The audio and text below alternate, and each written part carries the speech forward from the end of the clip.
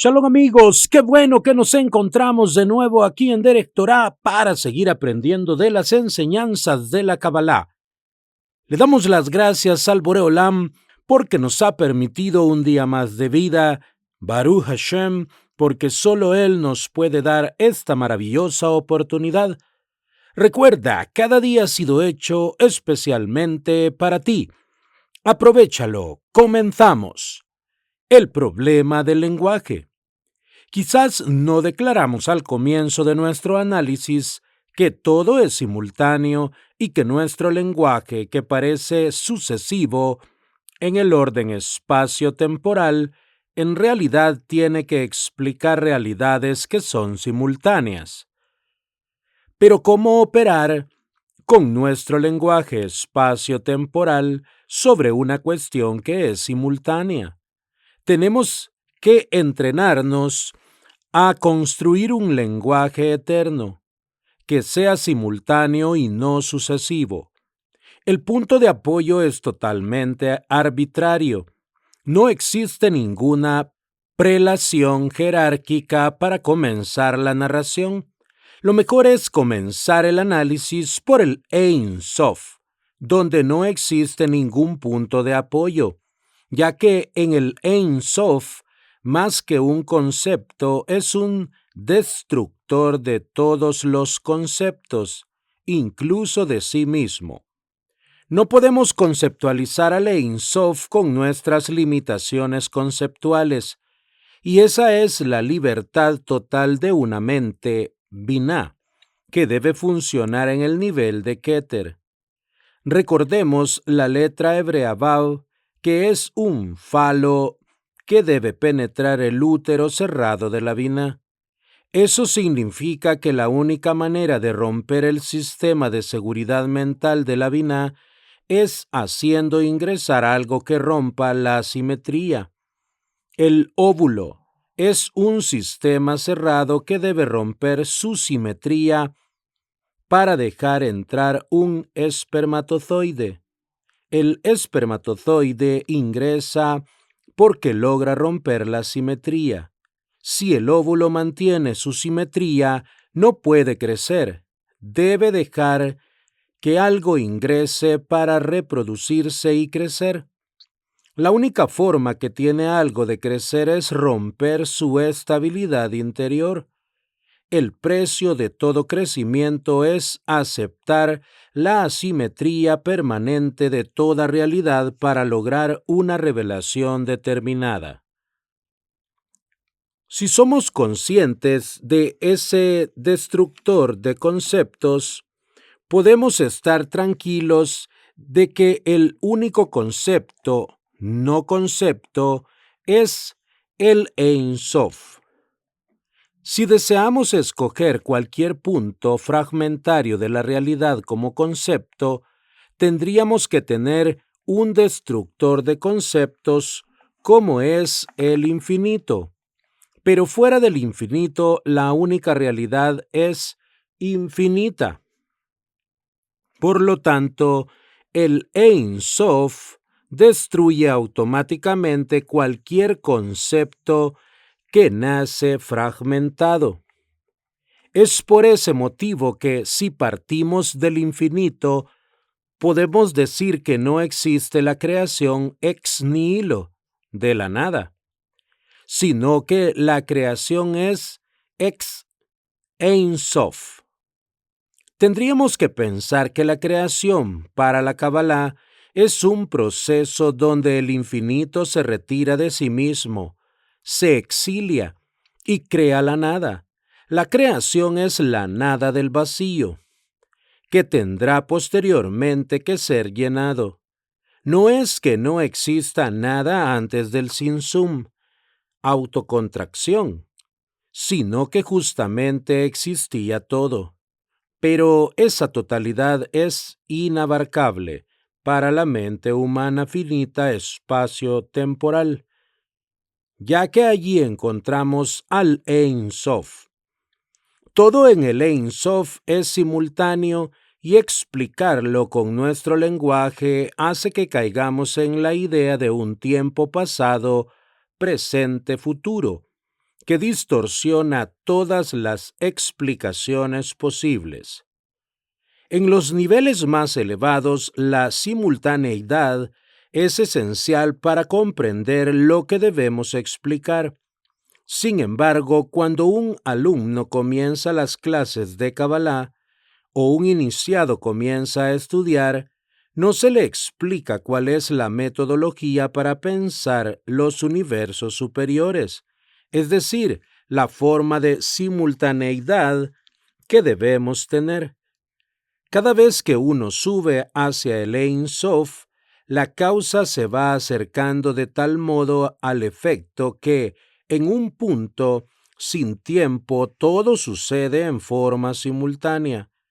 Para la Biná, la mente humana, que se encuentra diseñada para operar en el sistema limitado espacio-temporal, es un problema de cambio de percepción. Lo que hay que aprender es a pensar que la causa y el efecto se van acercando cada vez que uno se eleva en los temas, y que dentro del Ein Sof no existen ni causas ni efectos. Todas las causas son los efectos y todos los efectos son las causas. Existe una unidad total dentro del Or Ein Sof, la energía infinita que se encuentra dentro del infinito. La causa-efecto no es válida desde la Cábala para una explicación de la realidad en los niveles del infinito y sobre los universos de transición entre el Ein Sof y la realidad limitada espacio-temporal. Denominamos como universos de transición al Adán Kadmón, las vibraciones altas y bajas que chocaron en forma de energía de una potencia que no pudo ser sostenida por el punto inicial del universo, y el universo de Atzilut, la reconfiguración y entrelazamiento energético de las energías de los niveles inferiores del Adán Kadmón. El alma desea crecer y desea salir del exilio, pero si hipotéticamente el alma retorna absolutamente de su exilio, ya no existe más el deseo. Ahora bien, no solamente no existe el deseo, lo que deja de existir es el fragmento finito de la realidad. Sospechamos que en el secreto del secreto, lo finito no existe en sí mismo, ya que es información infinita que se ralentiza. Probablemente solo es el Ein Sof lo que existe, y los límites son apariencias en la distribución de una energía ralentizada del mismo infinito. Conociendo este secreto de la no existencia de la finitud en sí misma, debemos saber que todo fragmento existente tiene que tener una relación con su entorno, de modo que nunca podremos realizar un análisis cerrado de nada fragmentario, sino en función del contexto que lo rodea, y así sucesivamente hasta llegar al universo y comprender que el contexto donde se encuentra es el Ein Sof.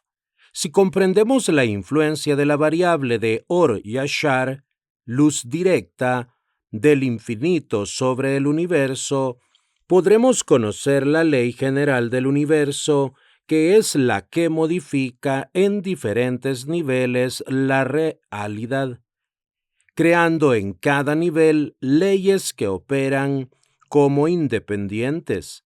Siempre un nivel tiene influencia sobre el nivel inferior y sobre el nivel superior. Por lo tanto, más que el misterio del infinito, el misterio real son los límites de lo finito. El exilio es lo que hace que el alma pueda desear. El deseo es el comienzo de la redención. El deseo debe movilizar la energía de ascenso Da'at Por ese motivo, dirá Rashi, Da'at es nuestro Ruach HaKodesh. Si Keter es un agujero que siempre está abierto, lo único que debemos subir constantemente es el Da'at, conocimiento. Y siempre debemos ser humildes, porque no somos nada y al mismo tiempo somos sus fractales, frente al Ein Sof, y somos solo el Kli, o vasija de recepción. Y mientras más exiliada se encuentra, el alma no debe sentir angustia, sino la felicidad, gracias a ser un exiliado, que no tiene un punto. Si lo finito no existe en sí mismo, todo ente finito, espacio-temporal, existe por la ilusión de la existencia, por la existencia de los límites de las formas fragmentarias. Y sabemos que dichas formas fragmentarias tienen dentro de sí mismas tal nivel de vacío que es por allí que se relacionan con el infinito.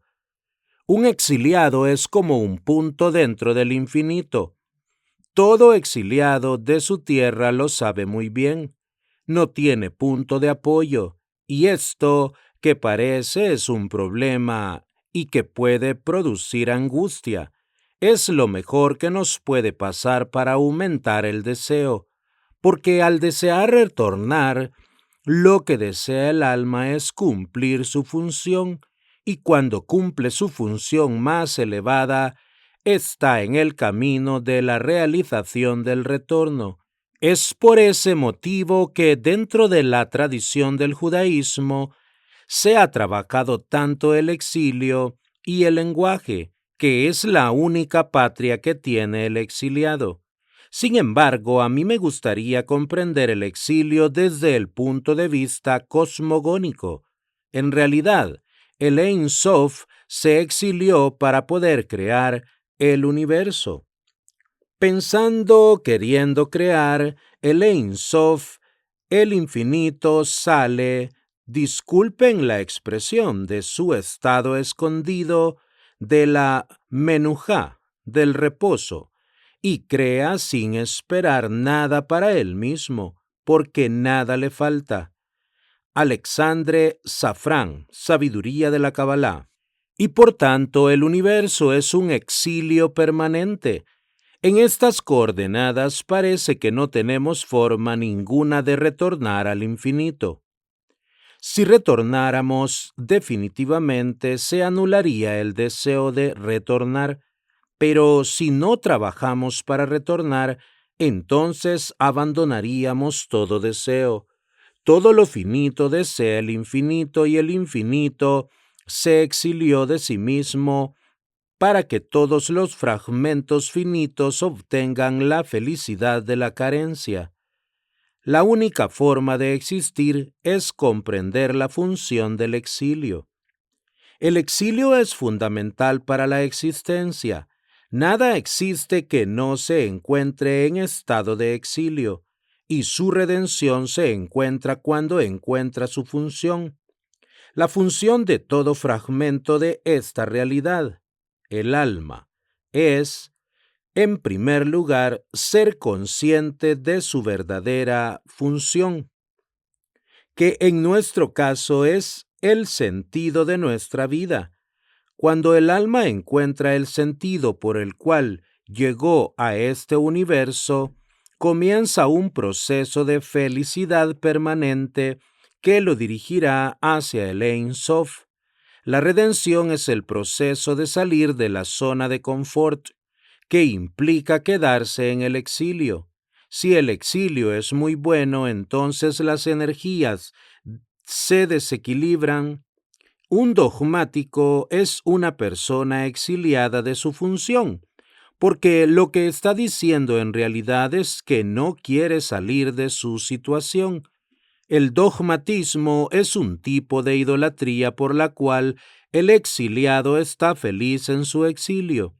El exilio no tiene como función aceptarlo. La función de ser consciente de ser un alma exiliada es que debemos ser conscientes de cuál es el proceso de redención que tenemos que hacer con nuestra alma. El poder siempre desea intermediar la redención del alma para que el alma no logre encontrar su propio camino y quede bajo el control del ego del poder. Es por ese motivo que las religiones son organizaciones de intermediación, mientras que la espiritualidad aboga por un sistema de relación directa entre el alma y Dios. La Cábala propone el regreso a la relación entre Abraham y Dios, es decir, a una relación directa, sin intermediación ninguna. Los verdaderos intermediarios son los diferentes niveles de conciencia que alcanza el alma a través de su crecimiento constante hacia el infinito. El exilio de la energía infinita en el universo finito espacio-temporal es lograr el aumento del deseo. Tenemos una labor infinita de crecimiento constante porque deseamos. Sin embargo, como nosotros operamos dentro de la finitud, la distorsión se encuentra en que deseamos retornar definitivamente cuando un retorno definitivo provocaría la anulación de la finitud, del deseo y de la función de todo fragmento. Es el deseo de sostener el deseo y no que el deseo desaparezca por el resultado final, ya que en el deseo infinito no existe resultado final. Eso hace que podamos definir el deseo divino en el interior del ser humano como el deseo potencial de crecimiento del receptor de las energías Kli.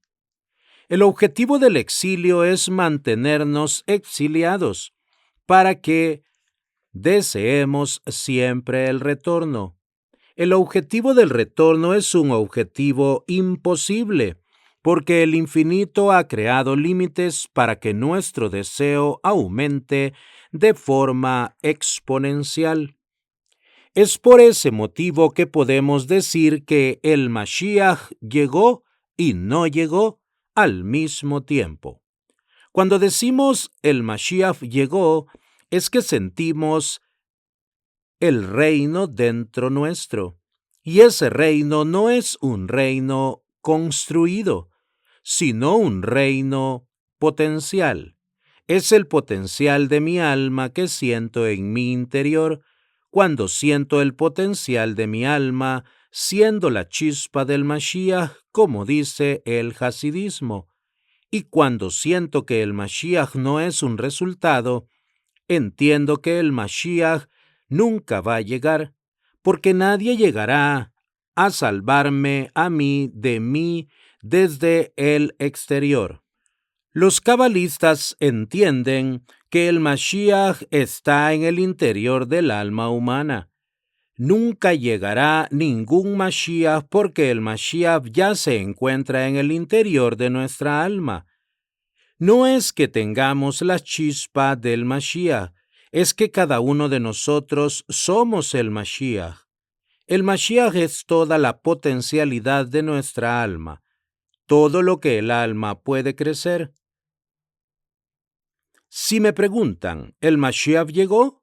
Por supuesto, llegó cuando tu Neshama encarnó en tu cuerpo. El Mashiach de cada uno es nuestra Neshama. Si no conocemos nuestra propia Neshama, entonces el Mashiach no ha llegado.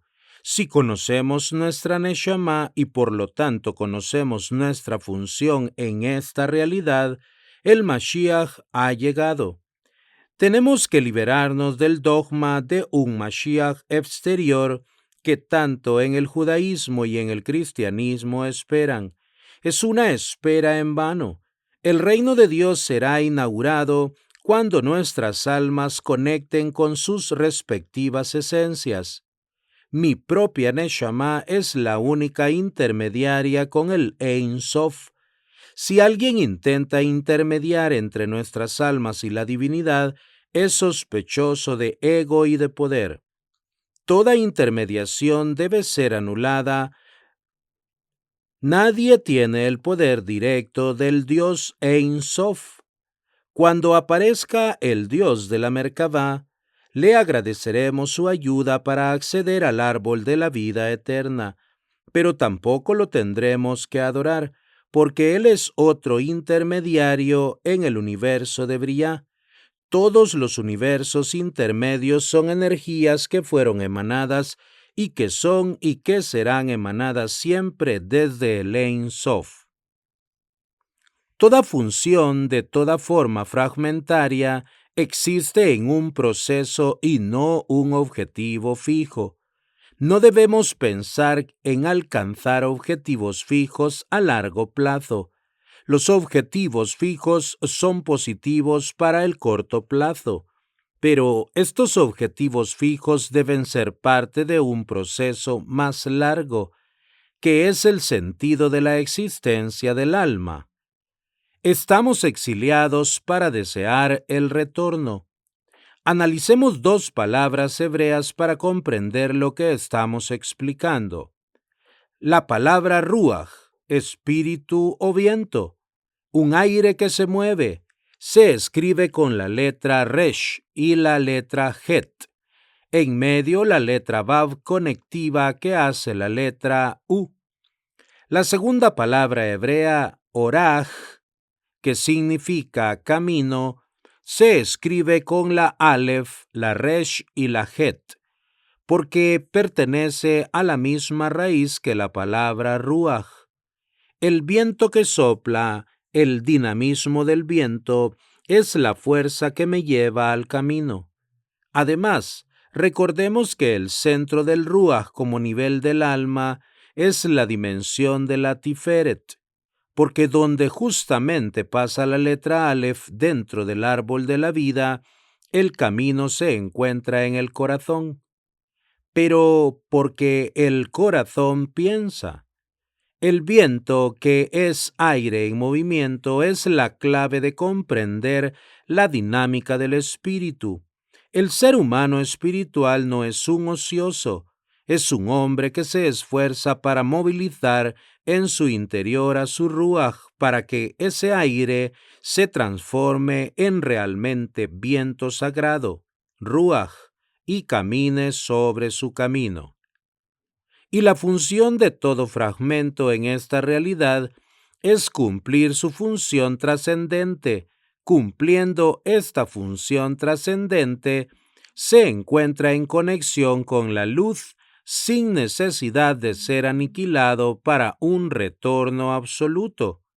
La función trascendente se cumple cuando el alma es consciente de su estructura de recepción, es decir, su conciencia de kli, de vasija. El alma siempre tiene el potencial infinito que surge de ese deseo de retornar del exilio. Es como si cada fragmento de energía finita desea salir de sus límites con el objetivo de retornar a su esencia finita. Pero insistimos, el exilio no es negativo, sino por el contrario, es el causante del deseo. El exilio es lo que oculta el camino del retorno y en cada alma exiliada hay un deseo de retorno al Ein Sof. Todos los problemas que tenemos radican en la falta de comprensión del mecanismo de cómo funciona el deseo. En esta realidad, y es justamente allí donde debemos centrar nuestra atención. El deseo es el fundamento de todo el universo espacio-temporal limitado. Todo objeto o todo sujeto desea salir de sí mismo para cumplir su función, porque así el infinito salió de sí mismo para crear el deseo. Lo que sucede es que en relación al Ein Sof, no podemos explicarlo como deseo, sino como por propia voluntad.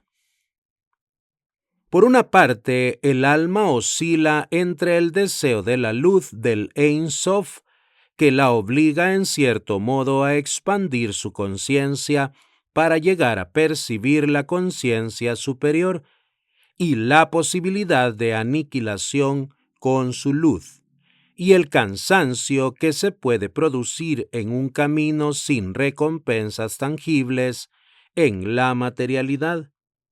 Este es uno de los problemas de percepción que produce la distorsión, la búsqueda de recompensas tangibles.